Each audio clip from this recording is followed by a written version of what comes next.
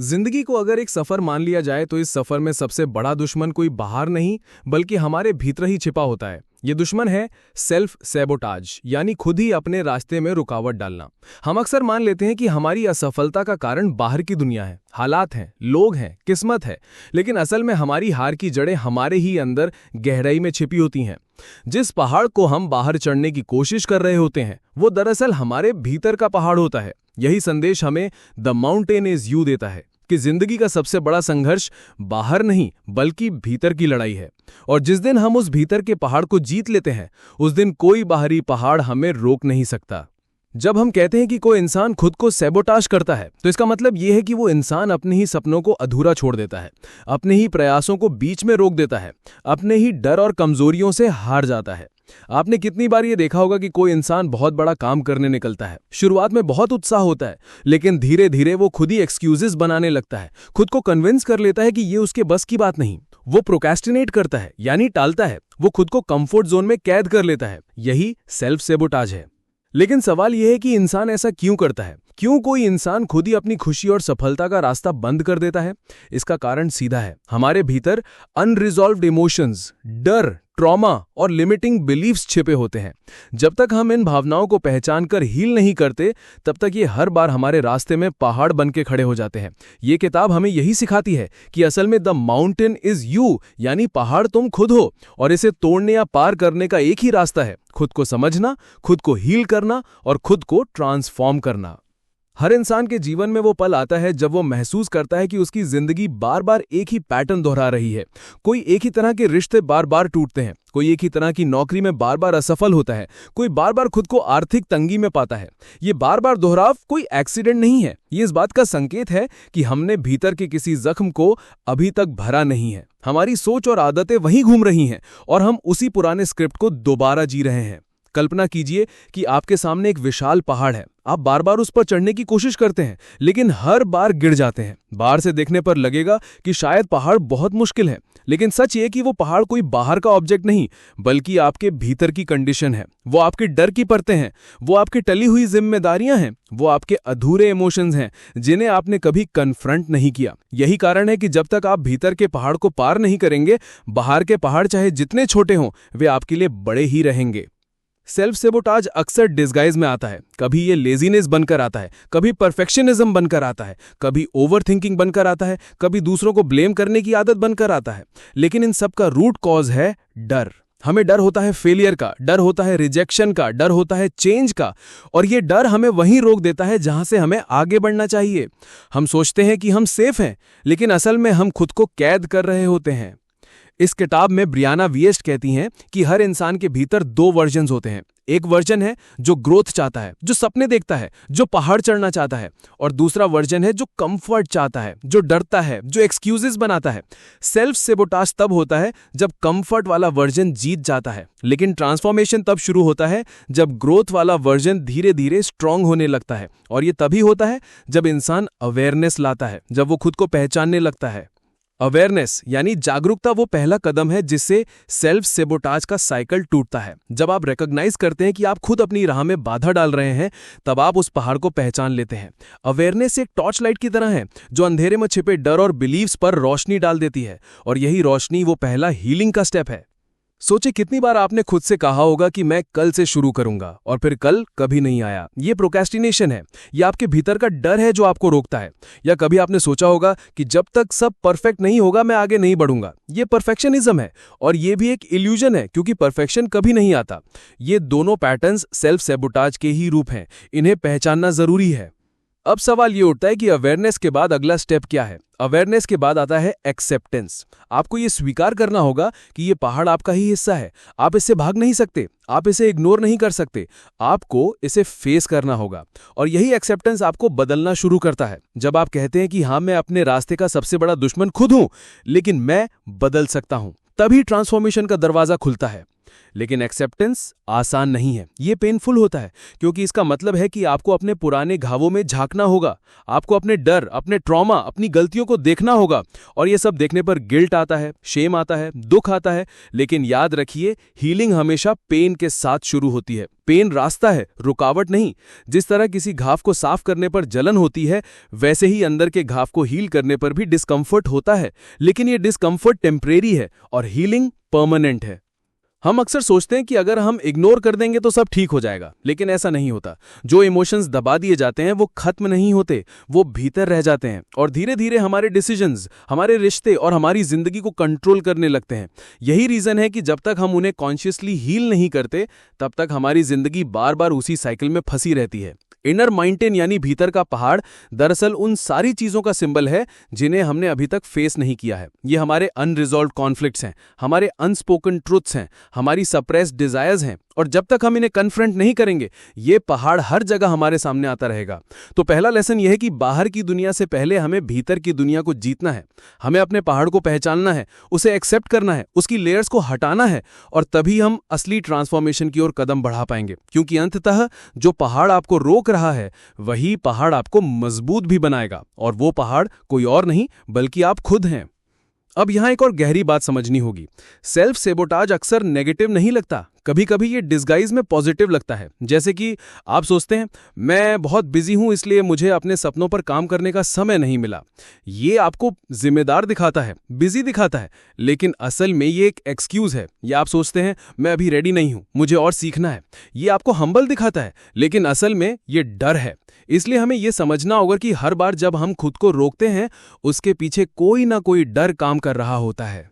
अब चलिए इस पहाड़ को और करीब से देखते हैं। ये पहाड़ लेयर्स में बना होता है।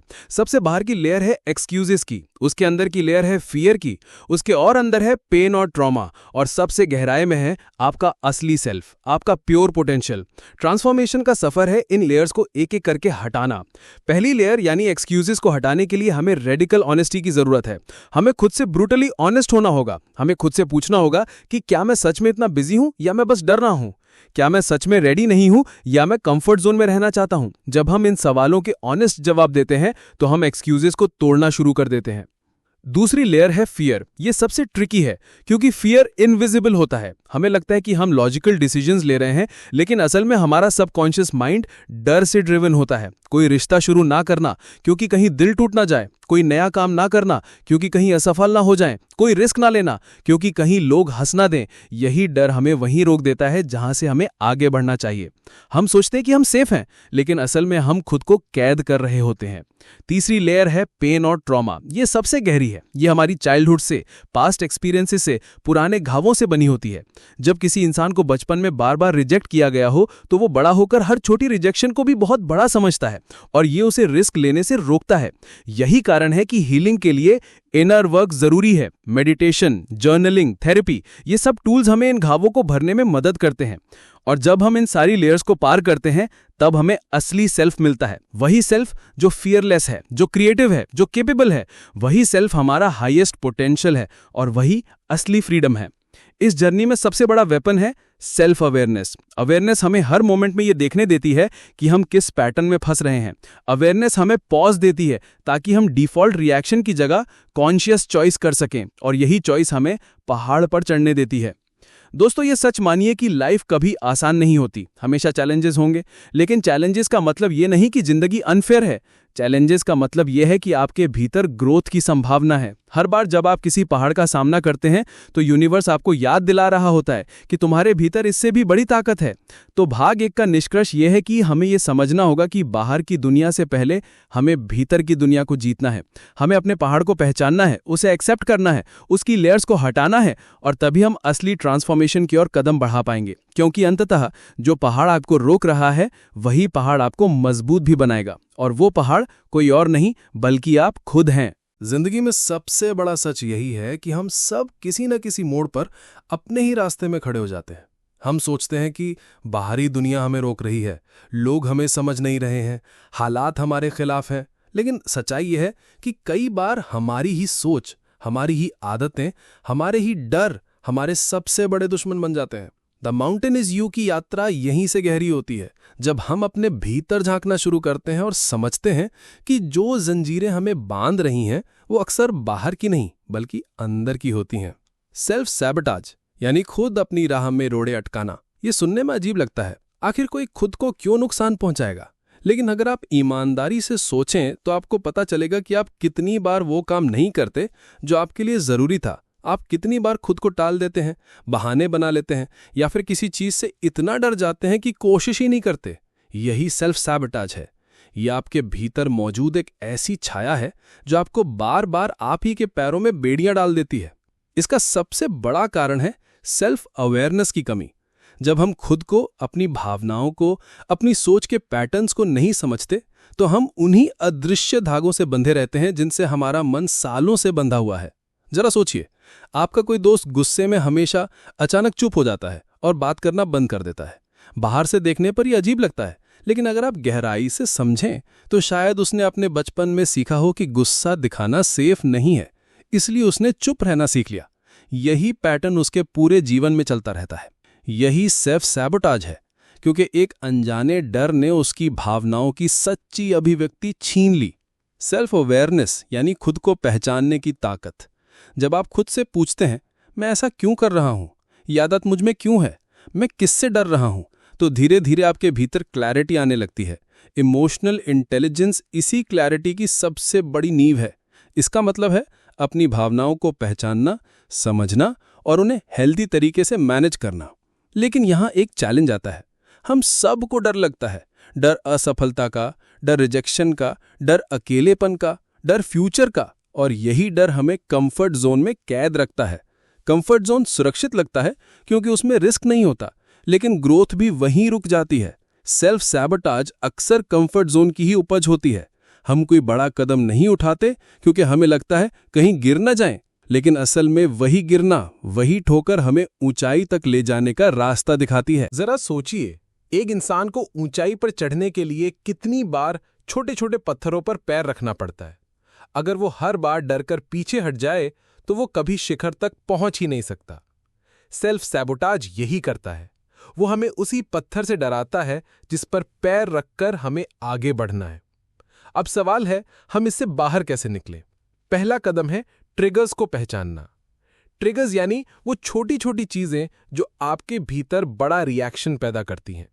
हो सकता है किसी की बात से आप अचानक डिफेंसिव हो जाते हो सकता है किसी माहौल में आपको बहुत एंग्जाइटी होती हो। ये ट्रिगर्स आपके अंदर छुपे पुराने घावों की याद दिलाते हैं, और जब तक आप इन ट्रिगर्स को पहचान कर समझेंगे नहीं, तब तक आप अपने व्यवहार को बदल नहीं पाएंगे। उदाहरण के लिए, मान लीजिए कि आपको पब्लिक स्पीकिंग से डर लगता है। जब भी कोई आपको स्टेज पर बुलाता है, आपका दिल तेज धड़कने लगता है, हाथ कांपने लगते हैं और आप पीछे हट जाते हैं। बाहर से देखने पर यह बस एक साधारण डर लगता है, लेकिन भीतर से ये एक ट्रिगर है।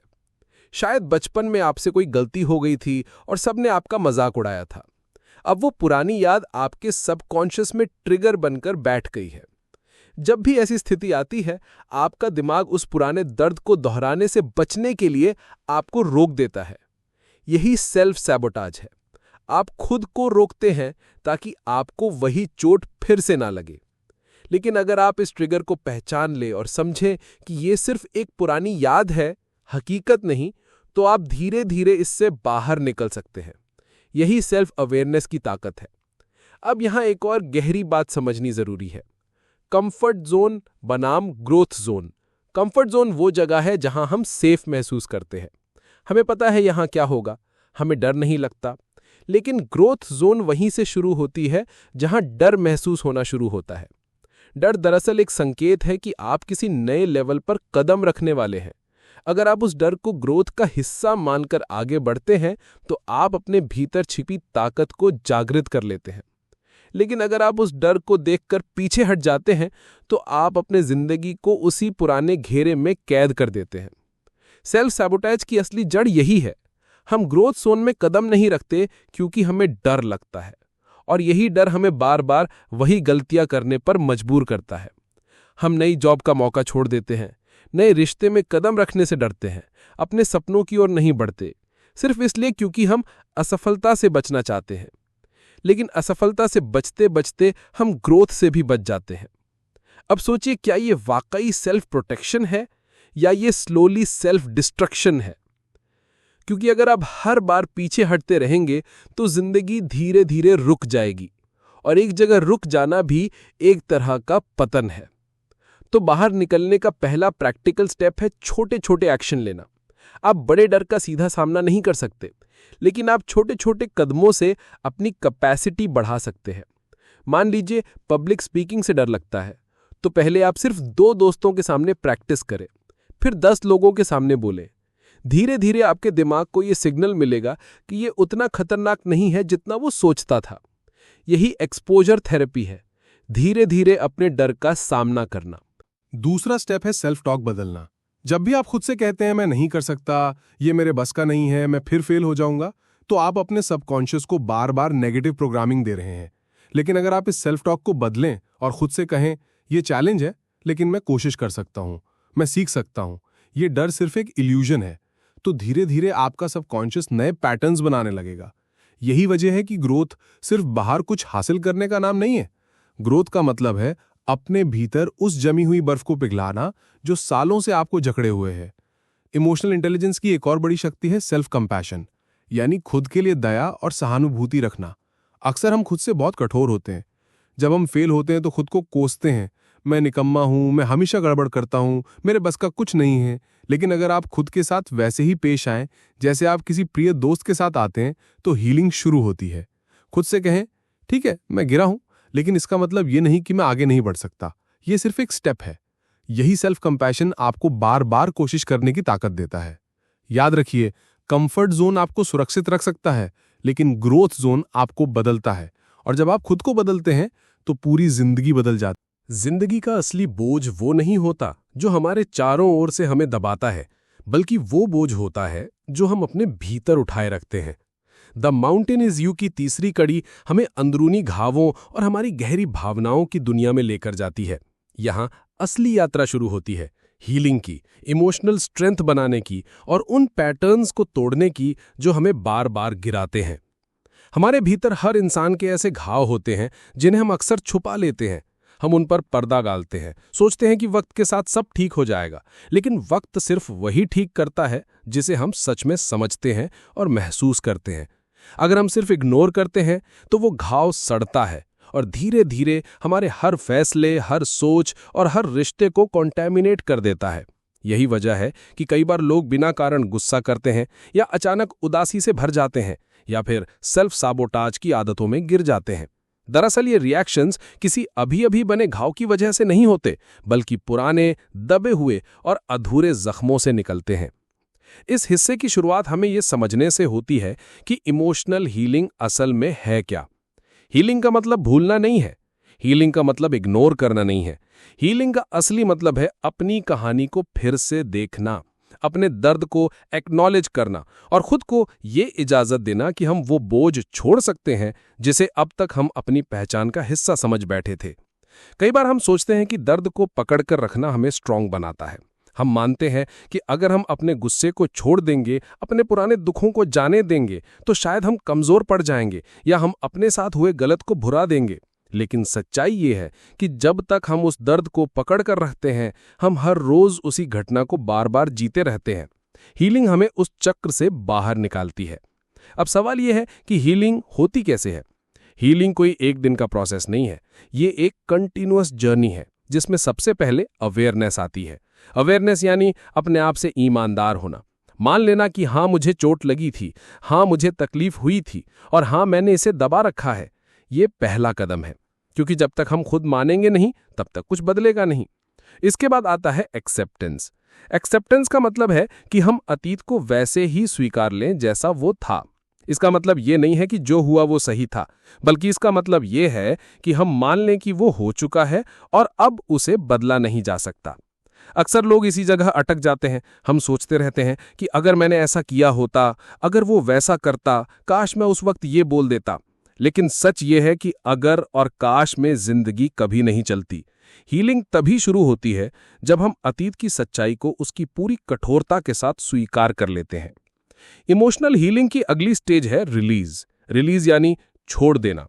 जो बोझ हमने सालों से उठाया है उसे कॉन्शियसली अपने दिल और दिमाग से उतार देना। कई बार ये रिलीज आंसुओं के जरिए होता है, कई बार साइलेंस के जरिए और कई बार लिखने, बोलने या थेरेपी के जरिए। रिलीज का मतलब है उस एनर्जी को बाहर निकालना जो हमारे भीतर फंसी हुई थी। यह ऐसा है जैसे कोई जख्म सालों से भरने को तैयार बैठा था, लेकिन हमने पट्टी कभी खोली ही नहीं। जैसे ही हम पट्टी हटाते हैं, हवा और रोशनी उस जख्म को भरने लगती हैं। हीलिंग के रास्ते में एक बहुत बड़ी चीज है फॉरगिवनेस, और फॉरगिवनेस शायद सबसे मुश्किल प्रोसेस है। हम अक्सर माफ करने को गलत समझते हैं। हमें लगता है माफ करना मतलब सामने वाले की गलती को सही ठहराना, लेकिन ऐसा नहीं है। फॉरगिवनेस दरअसल खुद को आजाद करने का नाम है। जब तक हम किसी को माफ नहीं करते, तब तक हम उस इंसान और उस घटना से बंधे रहते हैं। हर बार जब हम उस बारे में सोचते हैं, हमारा खून जलता है, हमारी एनर्जी ड्रेन होती है। माफ करना यह है कि हम उस बंधन को काट देते हैं। हम खुद को ये कह देते हैं कि अब ये बोझ मेरा नहीं है। लेकिन हीलिंग सिर्फ दूसरों को माफ करने से पूरी नहीं होती। कई बार हमें खुद को भी माफ करना पड़ता है। हम अपनी गलतियों के लिए खुद को सालों तक सजा देते रहते हैं। मुझसे ये क्यों हुआ? मैं इतना बेवकूफ कैसे हो गया? मैंने अपनी जिंदगी क्यों बर्बाद कर दी? ये बातें हमें हर रोज अंदर से तोड़ती हैं। लेकिन सच्चाई ये है कि हम सब इंसान हैं, और इंसान होने का मतलब है गलती करना। अगर हम अपनी ही गलतियों के लिए खुद को बार बार मारते रहेंगे तो हम कभी आगे नहीं बढ़ पाएंगे। हीलिंग तभी होती है जब हम खुद को गले लगाना सीखते हैं, अपनी गलतियों से सीख कर आगे बढ़ना सीखते हैं। अब जब हीलिंग की बात होती है तो ट्रॉमा को समझना जरूरी है। ट्रॉमा कोई हमेशा बहुत बड़ा हादसा ही नहीं होता। ट्रॉमा का मतलब है कोई भी ऐसा अनुभव जिसने हमारी कैपेसिटी से ज्यादा दबाव डाला हो। कई बार ये किसी रिश्ते की वजह से होता है, कई बार किसी रिजेक्शन से, कई बार बचपन की किसी घटना से। ट्रॉमा की सबसे ट्रिकी बात यह है कि वो अक्सर हमारे सबकॉन्शियस माइंड में दबा रहता है। हमें लगता है कि हम उस बात को भूल चुके हैं, लेकिन हमारे रिएक्शंस, हमारे डर और हमारे डिसीजंस उस दबे हुए ट्रॉमा से ही निकल रहे होते हैं। ट्रॉमा से हीलिंग करने के लिए हमें सेफ स्पेस चाहिए। एक ऐसा स्पेस जहां हम वल्नरेबिलिटी दिखा सकें, जहां हम बिना डर के अपनी सच्चाई कह सकें। कई लोगों के लिए ये थेरेपी होती है, कई लोगों के लिए राइटिंग, मेडिटेशन या कोई ट्रस्टेड फ्रेंड। सेफ स्पेस वो जगह है जहां हम अपने अंदर की गांठों को खोलना शुरू करते हैं। हीलिंग सिर्फ दर्द को निकालने का प्रोसेस नहीं है, हीलिंग हमें क्लैरिटी भी देती है। जब हमारा दिमाग और दिल पुराने घावों के बोझ से हल्का हो जाता है, तब हमें अपने असली सेल्फ की झलक मिलने लगती है। हमें समझ आता है कि हम क्या चाहते हैं, हमें किस तरह की जिंदगी चाहिए। यही क्लैरिटी हमें ट्रांसफॉर्मेशन की ओर लेकर जाती है।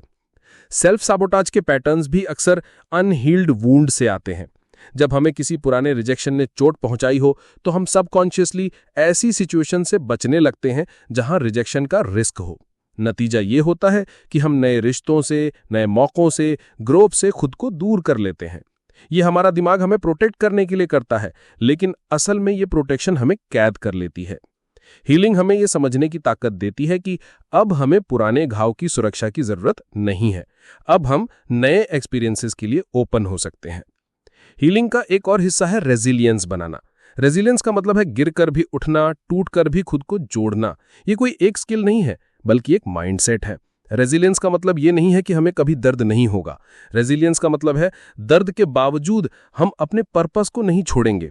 जैसे पहाड़ पर चढ़ते हुए कई बार हमें रुकना पड़ता है, सांस लेना पड़ता है, चोट लगती है, लेकिन हम आगे बढ़ते रहते हैं। यही रेजिलियंस है। सेल्फ कंपैशन भी हीलिंग का जरूरी हिस्सा है।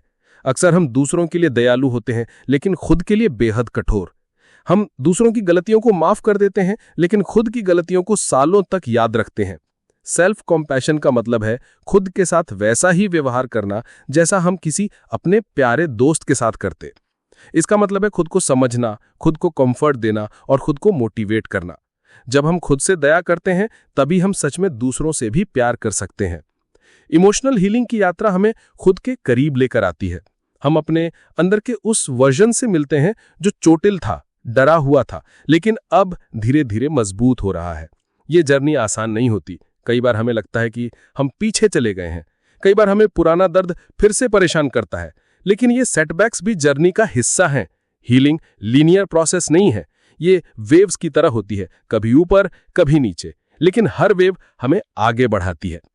जब हम अपने अंदर क्लैरिटी और हीलिंग लाते हैं तो हमें समझ आता है कि ट्रांसफॉर्मेशन सिर्फ आउटर सक्सेस पाने के बारे में नहीं है। ट्रांसफॉर्मेशन का असली मतलब है अंदर से बदलना, और यही अंदरूनी बदलाव हमें उन पहाड़ों को जीतने की ताकत देता है जिन्हें हमने अपनी जिंदगी में खड़ा कर रखा है। जिंदगी में हर इंसान एक समय पर उस मोड़ पर आता है जहां उसे एहसास होता है कि उसका सबसे बड़ा दुश्मन कोई और नहीं बल्कि वही खुद है। उसके रास्ते की सबसे ऊंची दीवार, उसकी चढ़ाई का सबसे कठिन पहाड़, वो खुद ही है। यही वो जगह है जहां हमें सेल्फ सैबोटाज की गहराई को समझना पड़ता है। द माउंटेन इज यू का चौथा भाग इसी पेनफुल लेकिन ट्रांसफॉर्मिंग रियलिटी पर रोशनी डालता है। सेल्फ सैबोटाज वो होता है जब हम जानते हुए भी अपने ही गोल्स के खिलाफ काम करते हैं। ये तब होता है जब हम अपने सपनों को पाना चाहते हैं लेकिन उसी वक्त ऐसे डिसीजंस लेते हैं जो हमें उन सपनों से दूर ले जाते हैं। बाहर से देखने पर यह मूर्खता लग सकती है, लेकिन असल में ये एक साइकोलॉजिकल पैटर्न है। हमारा सबकॉन्शियस माइंड हमें टेम्पररी कंफर्ट देने के लिए लॉन्ग टर्म ग्रोथ से बचाता है। और यही वजह है कि हम बार बार वही गलतियां दोहराते हैं, बार बार उसी जगह पर गिरते हैं जहां से हमें उठना चाहिए। लेकिन सवाल यह है कि सेल्फ सैबोटाज आता क्यों है? इसका असली कारण है डर। डर रिजेक्शन का, डर फेलियर का, और कई बार डर सक्सेस का भी। हम सोचते हैं कि अगर हम असफल हो गए तो लोग हमारा मजाक उड़ाएंगे, अगर सफल हो गए तो हमारी जिंदगी बदल जाएगी और हमें अपने कंफर्ट जोन से बाहर आना पड़ेगा। यही डर हमें सेफ जोन में बांधे रखता है, और सेफ जोन वो जगह है जहां ग्रोथ मर जाती है। सेल्फ सैबोटाज कई रूपों में आता है। प्रोक्रेस्टिनेशन यानी काम टालना इसका सबसे कॉमन रूप है। हम जानते हैं कि कोई काम करना जरूरी है लेकिन हम उसे टालते रहते हैं। कभी कहते हैं कल करूंगा, कभी कहते हैं सही वक्त आने पर करूंगा, लेकिन सच ये है कि सही वक्त कभी नहीं आता। प्रोक्रेस्टिनेशन दरअसल हमारे डर का डिस्गाइज है। जब हम किसी काम को टालते हैं तो हम असल में उससे जुड़ी असफलता या रिजेक्शन से बच रहे होते हैं। सेल्फ सैबोटाज का दूसरा रूप है परफेक्शनिज्म। हमें लगता है कि जब तक चीजें परफेक्ट नहीं होंगी हम आगे नहीं बढ़ सकते। ये सोच हमें बार बार रोक देती है। हम प्रोजेक्ट शुरू नहीं करते क्योंकि हमें डर होता है कि वो परफेक्ट नहीं होगा। हम कोई नया काम लॉन्च नहीं करते क्योंकि हमें लगता है लोग उसे क्रिटिसाइज करेंगे। लेकिन परफेक्शनिज्म दरअसल डर का ही दूसरा नाम है। कोई भी काम कभी परफेक्ट नहीं होता। ग्रोथ का मतलब है इम्परफेक्ट एक्शन लेना और उसे धीरे धीरे बेहतर बनाना। सेल्फ सैबोटाज का तीसरा रूप है नेगेटिव सेल्फ टॉक। जब हम खुद से बार बार कहते हैं मैं ये नहीं कर सकता, मैं काफी अच्छा नहीं हूं, मेरे बस की बात नहीं है, तो हम खुद को जमीन से बांध देते हैं। ये शब्द सिर्फ शब्द नहीं होते, ये हमारी रियलिटी को शेप करते हैं। हमारा दिमाग वही मानता है जो हम उसे बार बार बताते हैं, और अगर हम खुद को हर वक्त कमजोर, असफल और बेकार समझते हैं तो हमारा दिमाग उसी हिसाब से हमारे एक्शंस को गाइड करेगा। कई बार सेल्फ सैबोटाज अनहेल्दी रिलेशनशिप्स के रूप में भी सामने आता है। हम ऐसे लोगों को अपनी जिंदगी में बार बार जगह देते हैं जो हमें चोट पहुंचाते हैं, हमें छोटा महसूस कराते हैं। सबकॉन्शियसली हम मान लेते हैं कि हम बेहतर डिजर्व नहीं करते, और इसी वजह से हम टॉक्सिक साइकिल्स में फंसे रहते हैं। अब सवाल यह है कि इस सेल्फ सैबोटाज को तोड़ा कैसे जाए। इसका पहला कदम है अवेयरनेस। हमें यह पहचानना होगा कि हम कहां कहां अपने ही पैरों पर कुल्हाड़ी मार रहे हैं। यह अवेयरनेस पेनफुल हो सकती है क्योंकि इसमें हमें अपनी गलतियों का सामना करना पड़ता है। लेकिन जब तक हम ईमानदारी से ये नहीं मानेंगे कि हम खुद अपनी राह रोक रहे हैं, तब तक कुछ बदलेगा नहीं। अवेयरनेस के बाद दूसरा कदम है रूट कॉज ढूंढना। हमें समझना होगा कि हमारे सेल्फ सैबोटाजिंग बिहेवियर्स किस डर से आ रहे हैं। क्या हमें रिजेक्शन का डर है, क्या हमें फेलियर का डर है, या क्या हमें सक्सेस का डर है? जब तक हम रूट कॉज नहीं पहचानेंगे तब तक हम सिर्फ सिम्टम्स से लड़ते रहेंगे। तीसरा कदम है छोटे छोटे कदम उठाना। सेल्फ सैबोटाज को तोड़ने का मतलब ये नहीं है कि एक ही दिन में हम परफेक्ट बन जाएं। इसका मतलब है धीरे धीरे अपने कंफर्ट जोन को एक्सपैंड करना। जैसे अगर हमें रिजेक्शन का डर है तो हमें छोटे छोटे रिस्क लेने शुरू करने होंगे। अगर हमें फेलियर का डर है तो हमें छोटे एक्सपेरिमेंट्स करने होंगे। ये छोटे कदम हमारे सबकॉन्शियस माइंड को ये सिखाते हैं कि डर के बावजूद हम सर्वाइव कर सकते हैं। चौथा कदम है नए बिलीफ्स बनाना। हमें अपने दिमाग को नए विचारों से भरना होगा। नेगेटिव सेल्फ टॉक को पॉजिटिव अफर्मेशन से बदलना होगा। मैं ये नहीं कर सकता की जगह मैं कोशिश कर सकता हूं कहना होगा। मैं काफी अच्छा नहीं हूं की जगह मैं लगातार बेहतर हो रहा हूं कहना होगा। ये बदलाव धीरे धीरे हमारे सबकॉन्शियस को रीप्रोग्राम करते हैं। सेल्फ सैबोटाज से बाहर निकलने के लिए डिसिप्लिन भी जरूरी है। डिसिप्लिन वो पुल है जो हमारे गोल्स और हमारी रियलिटी के बीच बना होता है। डिसिप्लिन का मतलब है एक्शन लेना, चाहे मन करे या ना करे। डिसिप्लिन हमें उस मोमेंट्री कंफर्ट से बाहर खींचता है जिसे हमारा माइंड चुनना चाहता है। लेकिन डिसिप्लिन अकेला काफी नहीं है, हमें कंपैशन भी चाहिए। क्योंकि जब हम सेल्फ सैबोटाज को तोड़ने की कोशिश करते हैं तो हम गिरेंगे, हम गलती करेंगे। अगर उस वक्त हम खुद पर गुस्सा करेंगे, खुद को कोसेंगे, तो हम फिर वहीं लौट जाएंगे। हमें खुद से ये कहना होगा कि गलती होना ठीक है, मैं सीख रहा हूं, मैं फिर कोशिश करूंगा। यही कंपैशन हमें आगे बढ़ाता है। सेल्फ सैबोटाज से बाहर आने का एक और तरीका है अपने एनवायरनमेंट को बदलना।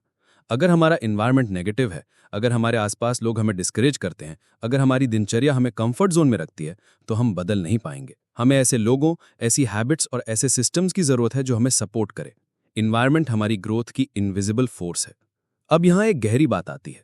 कई बार सेल्फ सैबोटाज सिर्फ डर से नहीं आता, बल्कि हमारी हिडन डिजायर से भी आता है। एग्जाम्पल के लिए, अगर हम बार बार किसी काम को टाल रहे हैं, तो शायद वो काम हमारी असली चाहत ही नहीं है। शायद हम दूसरों को खुश करने के लिए वो काम कर रहे हैं। ऐसे में हमारा सबकॉन्शियस हमें रोकता है, क्योंकि वो हमारी सोल की सच्चाई जानता है। इसीलिए सेल्फ सैबोटाज को सिर्फ दुश्मन की तरह नहीं देखना चाहिए। कई बार ये हमारे अंदर की गहरी सच्चाई का संकेत भी होता है। द माउंटेन इज यू हमें ये सिखाता है कि सेल्फ सैबोटाज दरअसल एक मैसेज है। यह हमें बताता है कि कहाँ हीलिंग की जरूरत है, कहाँ क्लैरिटी की जरूरत है और कहाँ अलाइनमेंट की जरूरत है। अगर हम इसे दुश्मन मानकर सिर्फ सप्रेस करेंगे तो ये और बड़ा हो जाएगा, लेकिन अगर हम इसे सिग्नल मानकर समझेंगे तो ये हमें ग्रोथ की ओर ले जाएगा। इस जर्नी में पेशेंस सबसे जरूरी है। सेल्फ सैबोटाज सालों से हमारे भीतर बना पैटर्न है। इसे एक हफ्ते या एक महीने में तोड़ा नहीं जा सकता। ये स्लो प्रोसेस है, लेकिन हर छोटे स्टेप का महत्व है। जैसे पहाड़ पर चढ़ते वक्त हर छोटा कदम हमें शिखर के करीब ले जाता है, वैसे ही हर छोटा बदलाव हमें अपने बेस्ट वर्जन के करीब ले जाता है।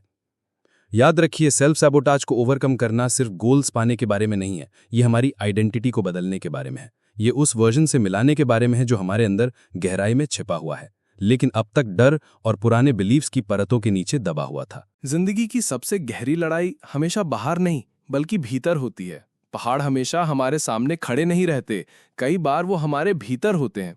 यही पहाड़ हमें रोकते हैं, हमें डराते हैं, हमें छोटा बनाते हैं। लेकिन सच्चाई ये है कि हर इंसान के अंदर इतना सामर्थ्य है कि वो अपने भीतर के सबसे बड़े पहाड़ को भी जीत सकता है। द माउंटेन इज यू का 5वां भाग हमें ये सिखाता है कि ट्रांसफॉर्मेशन कोई अचानक होने वाला चमत्कार नहीं, बल्कि धीरे धीरे बनने वाली एक नई जिंदगी है। ट्रांसफॉर्मेशन शुरू होती है अवेयरनेस से, लेकिन अवेयरनेस पे खत्म नहीं होती। जब आप ये समझ जाते हो कि आप खुद अपनी राह में सबसे बड़ा पहाड़ हो, तो ये समझ एक दरवाजा खोल देती है। लेकिन उस दरवाजे से होके चलना, उस रास्ते पर लगातार कदम बढ़ाना, यही ट्रांसफॉर्मेशन का असली काम है। अवेयरनेस बीज बोने जैसा है और ट्रांसफॉर्मेशन उस बीज से एक वृक्ष बनने जैसा। लेकिन यह वृक्ष रातों रात नहीं बढ़ता। इसके लिए पेशेंस चाहिए, लगातार नर्चरिंग चाहिए, और सबसे बड़ी बात, इसके लिए हमें खुद को बार बार उस मिट्टी से अलग करना होगा जो अब हमारे लिए फर्टाइल नहीं है। कई बार हम पुरानी सोच, पुराने रिश्ते, पुराने पैटर्न्स को पकड़कर बैठे रहते हैं। हमें लगता है कि यही हमारी जिंदगी की जड़ें हैं। लेकिन अगर ये मिट्टी अब हमारे ग्रोथ को सपोर्ट नहीं करती, तो हमें इसे छोड़ना होगा। ट्रांसफॉर्मेशन का पहला कदम है आइडेंटिटी को बदलना। अगर हम अपनी आइडेंटिटी को वही पुरानी रखेंगे, तो हमारी जिंदगी भी वैसी ही रहेगी। आइडेंटिटी सिर्फ ये नहीं है कि हम खुद को क्या कहते हैं, बल्कि ये है कि हम अपने बारे में गहराई से क्या मानते हैं। अगर हम खुद को कमजोर मानते हैं, तो हम वैसे ही डिसीजंस लेंगे। अगर हम खुद को कैपेबल मानते हैं, तो हम वैसे एक्शंस लेंगे। आइडेंटिटी वो लेंस है जिससे हम दुनिया देखते हैं। आइडेंटिटी बदलने का मतलब है खुद से नए सवाल पूछना, जैसे मैं कौन बनना चाहता हूँ, मैं किस तरह की जिंदगी जीना चाहता हूँ। अगर मैं अपने डर और पुराने बिलीफ से आज़ाद हो जाऊं, तो मैं कौन होता। ये सवाल हमें हमारी पुरानी आइडेंटिटी से बाहर निकालते हैं और नई आइडेंटिटी की ओर धकेलते हैं। ट्रांसफॉर्मेशन का दूसरा कदम है हैबिट्स को बदलना। हैबिट्स वो छोटे छोटे एक्शंस हैं जो हमारी जिंदगी को शेप करते हैं। हमारी हैबिट्स ही हमें बनाती हैं या बिगाड़ती हैं। अगर हमारी हैबिट्स सेल्फ सैबोटाज से भरी हैं, तो चाहे हम कितनी भी पॉजिटिव सोचें, हम बदल नहीं पाएंगे। लेकिन अगर हम छोटी छोटी पॉजिटिव हैबिट्स बनाना शुरू करते हैं, तो हमारी जिंदगी धीरे धीरे बदलने लगेगी। हैबिट्स बदलने का सीक्रेट है कंसिस्टेंसी। हमें बड़े बदलावों की जरूरत नहीं है, हमें छोटे छोटे बदलावों की जरूरत है। जैसे हर दिन सिर्फ 10 मिनट का मेडिटेशन, हर दिन सिर्फ एक पेज पढ़ना, हर दिन ग्रैटिट्यूड लिखना। ये छोटे स्टेप्स मिलकर हमारे दिमाग को रीवायर करते हैं, और एक समय पर ये छोटे स्टेप्स हमारी आइडेंटिटी का हिस्सा बन जाते हैं। ट्रांसफॉर्मेशन का तीसरा कदम है इमोशनल इंटेलिजेंस को विकसित करना। हमारी जिंदगी की ज्यादातर समस्याएं हमारी इमोशंस को समझ ना पाने से आती हैं। हम डर को गुस्से में बदल देते हैं, हम सैडनेस को एपैथी में बदल देते हैं, हम एक्साइटमेंट को एंग्जाइटी में बदल देते हैं।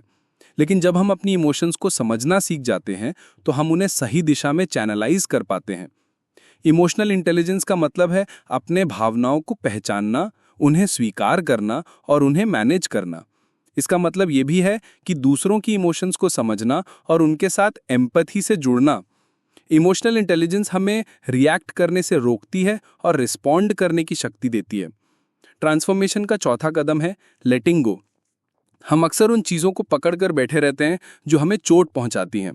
पास्ट की गलतियां, पुराने रिश्ते, असफलताएं, रिग्रेट्स, ये सब हमारे दिमाग में ऐसे रहते हैं जैसे पत्थर का बोझ, और ये बोझ हमें आगे बढ़ने से रोकता है। लेटिंग गो का मतलब है उस बोझ को धीरे धीरे छोड़ना। इसका मतलब ये नहीं है कि हम भूल जाएं, बल्कि इसका मतलब ये है कि हम उन एक्सपीरियंसेस को स्वीकार करें और उनसे मुक्त हों। कई बार लेटिंग गो मुश्किल होता है क्योंकि हमें लगता है कि अगर हम छोड़ देंगे तो हमारी पहचान भी चली जाएगी। लेकिन सच ये है कि हम अपनी मेमोरीज नहीं हैं, हम अपनी मिस्टेक्स नहीं हैं, हम उससे कहीं बड़े हैं। लेटिंग गो का मतलब है खुद को नए एक्सपीरियंसेस के लिए खोलना। ट्रांसफॉर्मेशन का पांचवा कदम है पर्पस ढूंढना। जिंदगी तब तक अधूरी लगती है जब तक हमें उसका पर्पस नहीं मिलता। पर्पस वो फ्यूल है जो हमें आगे बढ़ाता है। पर्पस हमें डायरेक्शन देता है, हमें क्लैरिटी देता है। बिना पर्पस के हम सिर्फ सर्वाइव करते हैं, पर्पस के साथ हम थ्राइव करते हैं। पर्पस ढूंढने का तरीका ये नहीं है कि हम एक दिन मेडिटेशन करके अचानक डिस्कवर कर लें। पर्पस धीरे धीरे रिवील होता है जब हम अपने वैल्यूज के हिसाब से जीते हैं। पर्पस वहीं से आता है जहां हमारी पैशंस और दूसरों की ज़रूरतें मिलती हैं। पर्पस वो जगह है जहां हम सिर्फ अपने लिए नहीं जीते, बल्कि दुनिया को कुछ लौटाते हैं। ट्रांसफॉर्मेशन का छठा कदम है रिजिलियंस बनाना। जिंदगी आसान नहीं होती। रास्ते में गिरना, हारना, दर्द सहना, ये सब जर्नी का हिस्सा है। रिजिलियंस का मतलब है हर गिरावट के बाद फिर उठना। रिजिलियंस का मतलब है चैलेंजेस को ग्रोथ के मौके की तरह देखना। रिजिलियंस हमें टफ बनाती है, लेकिन साथ ही जेंटल भी। ये हमें सिखाती है कि हम सबसे कठिन परिस्थितियों में भी सर्वाइव कर सकते हैं। ट्रांसफॉर्मेशन का सातवां कदम है कम्युनिटी बनाना। हम अकेले सब कुछ नहीं कर सकते। हमें ऐसे लोगों की ज़रूरत है जो हमें इंस्पायर करें, जो हमें सपोर्ट करें, जो हमें रिमाइंड करें कि हम अकेले नहीं हैं। कम्युनिटी हमारी एनर्जी को मल्टीप्लाई करती है। कम्युनिटी हमें वो स्ट्रेंथ देती है जो अकेले मिलनी मुश्किल है। ट्रांसफॉर्मेशन का आठवां कदम है सेल्फ लव। ये शायद सबसे महत्वपूर्ण है। सेल्फ लव का मतलब है खुद को उसी तरह प्यार करना जैसे हम किसी और को करते हैं।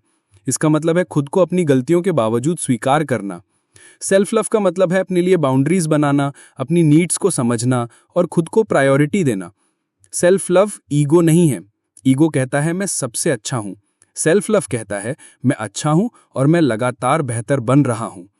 ईगो दूसरों को छोटा करता है, सेल्फ लव दूसरों को भी ऊपर उठाता है। ट्रांसफॉर्मेशन का नौवां कदम है स्पिरिचुअलिटी को अपनाना। इसका मतलब जरूरी नहीं कि धर्म हो। स्पिरिचुअलिटी का मतलब है खुद से और यूनिवर्स से जुड़ना। ये वो जगह है जहां हमें एहसास होता है कि हम सिर्फ एक इंसान नहीं, बल्कि एक बड़ी कहानी का हिस्सा हैं। स्पिरिचुअलिटी हमें शांति देती है, हमें ग्राउंडिंग देती है। ट्रांसफॉर्मेशन का 10वां और आखिरी कदम है एक्शन लेना। अवेयरनेस, पर्पस, सेल्फ लव, ये सब तभी मायने रखते हैं जब हम एक्शन लेते हैं। एक्शन ही वो चीज़ है जो हमारे थॉट्स को रियलिटी में बदलती है। एक्शन के बिना ड्रीम्स सिर्फ ड्रीम्स रह जाते हैं। द माउंटेन इज यू हमें सिखाता है कि ट्रांसफॉर्मेशन कोई डेस्टिनेशन नहीं, बल्कि जर्नी है।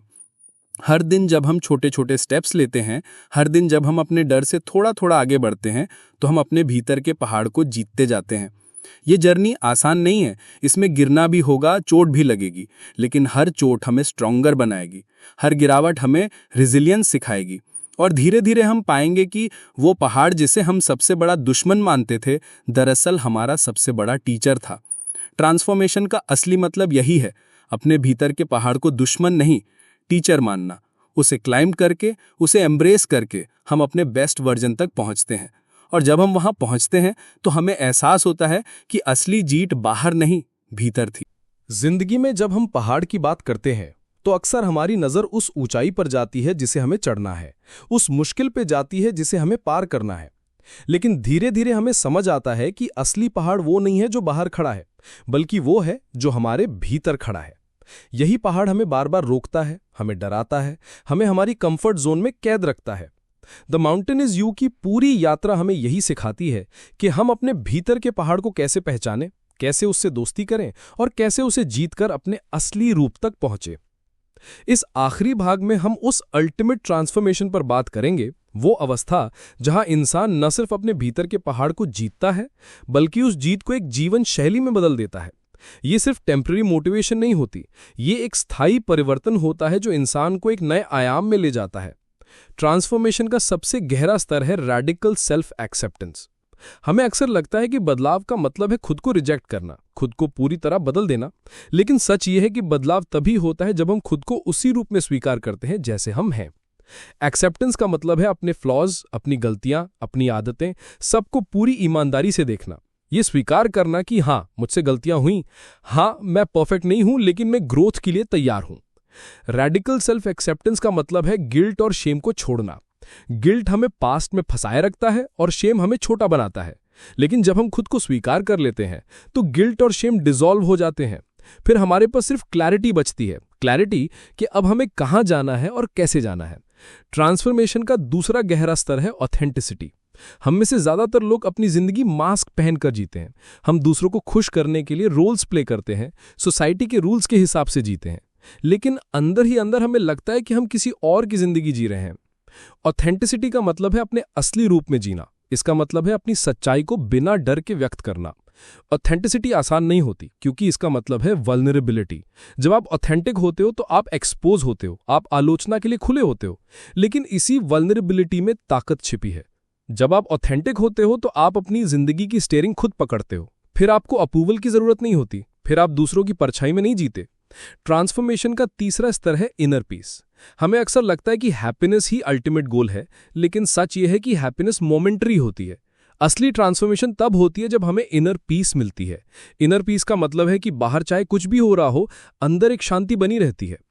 इनर पीस अवेयरनेस, एक्सेप्टेंस और सरेंडर से आती है। अवेयरनेस हमें क्लैरिटी देती है, एक्सेप्टेंस हमें गिल्ट से मुक्त करती है और सरेंडर हमें कंट्रोल के बोझ से आज़ाद करता है।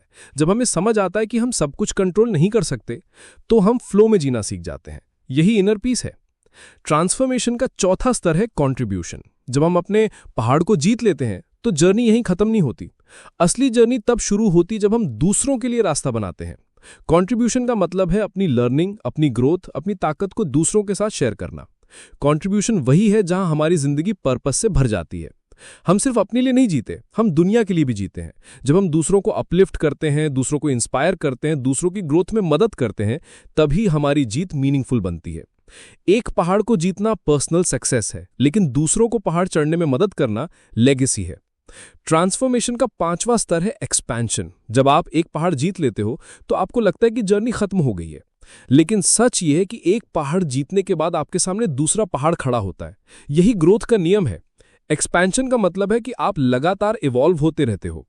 एक्सपेंशन डरावना भी हो सकता है क्योंकि इसका मतलब है कि कभी भी कंफर्ट जोन नहीं आता, लेकिन यही जिंदगी की खूबसूरती है। जब तक आप एक्सपैंड कर रहे हो आप जिंदा हो। जब आप एक्सपैंड करना बंद कर देते हो तब आप धीरे धीरे खुद को खोने लगते हो।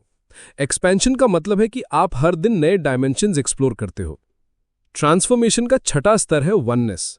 जब आप अपने भीतर के पहाड़ को जीत लेते हो तो धीरे धीरे आपको एहसास होता है कि सेपरेशन सिर्फ एक इल्यूजन है। आप अकेले नहीं हो, आप सबका हिस्सा हो। वननेस का मतलब है कि आप यूनिवर्स से जुड़े हुए महसूस करते हो। आपको एहसास होता है कि हर स्ट्रगल, हर दर्द, हर जीत सब एक बड़े डिजाइन का हिस्सा है। वननेस हमें कंपैशन सिखाती है। जब हमें लगता है कि हम सब कनेक्टेड हैं तो हम दूसरों को जज करना छोड़ देते हैं। हम दूसरों को उनकी जर्नी के लिए रिस्पेक्ट देते हैं। वननेस हमें ईगो से बाहर निकालता है और अनकंडीशनल लव की ओर ले जाता है। इस जर्नी का अंत नहीं होता, ये कंटिन्यूस एवोल्यूशन है। आप जीवन भर बदलते रहते हो। आज आप जहां हो कल उससे बेहतर होगे और परसों उससे भी बेहतर होगे, क्योंकि असली जीतना सिर्फ पहाड़ को जीतना नहीं है। सच्ची जीत तब होती है जब आप अपने ही पहाड़ बन जाते हो। जब आप खुद के भीतर क्लैरिटी, स्ट्रेंथ और पीस को महसूस करते हो तो ये एहसास होता है कि आप पहाड़ से अलग नहीं हो बल्कि पहाड़ ही हो। यही है ट्रू इनर ट्रांसफॉर्मेशन। यही है ट्रांसफॉर्मेशन जो आपको एक्सेप्शनल इंसान बनने में मदद करती है।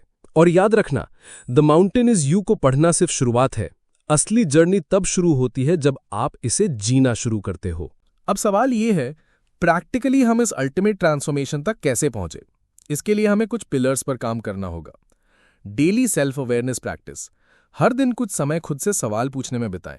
मैं आज कैसा महसूस कर रहा हूं? मैं क्यों रिएक्ट कर रहा हूं? मैं कहां इंप्रूव कर सकता हूं? सेल्फ अवेयरनेस डेली जिम की तरह है। इसे रोज करना पड़ता है। कंसिस्टेंट ग्रोथ हैबिट्स, हर दिन कुछ ऐसा करें जो आपको एक्सपैंड करे, चाहे वो पढ़ना हो, लिखना हो, मेडिटेशन हो या कोई नई स्किल सीखना हो। ग्रोथ हैबिट वो सीड है जो भविष्य में बड़ा पेड़ बनेगा। हीलिंग इमोशनल वुंड्स, पुराने घावों को हील करना ट्रांसफॉर्मेशन के लिए जरूरी है। थेरेपी, जर्नलिंग, मेडिटेशन, कॉन्वर्सेशंस, इन सब के जरिए हम अपने घावों को प्रोसेस कर सकते हैं। स्ट्रॉन्ग बाउंड्रीज, ट्रांसफॉर्मेशन तब तक सस्टेनेबल नहीं होगी जब तक आप अपनी एनर्जी को प्रोटेक्ट नहीं करते।